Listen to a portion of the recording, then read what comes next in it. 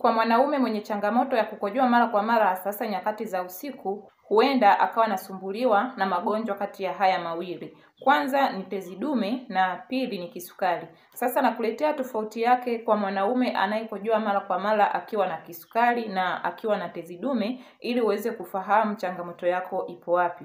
Tuanze na mwanaume mwenye changamoto ya tezi dume. Kwanza kabisa anakojoa mara kwa mara hasa nyakati za usiku zaidi ya mara 2. Lakini pia mkojo wake unatoka kwa shida ama kwa kudondoka kidogo kidogo. Na anapokojoa anahisi mkojo umebaki kwenye kibofu, yani anahisi bado anataka kukojoa. Lakini pia anapata maumivu ya nyonga au maumivu kwenye uume anapokuwa anakojoa. Na mwisho anapata udhaifu kwenye mkojo wake au mkojo kugawanyika katika pande mbili anapokuwa anakojoa. Huyo ni mwanaume mwenye changamoto ya tezi dume. Sasa tuangalie kwa mwanaume mwenye changamoto ya kisukari. Kwanza kabisa anakojoa mara kwa mara zaidi ya mara 2 usiku, lakini pia anakojoa mara kwa mara hata mchana. Tofautisha hapa, kwa mwanaume mwenye kisukari anakojoa mara kwa mara usiku na mchana, lakini kwa mwenye tezi dume anakojoa mara kwa mara hasa usiku tu.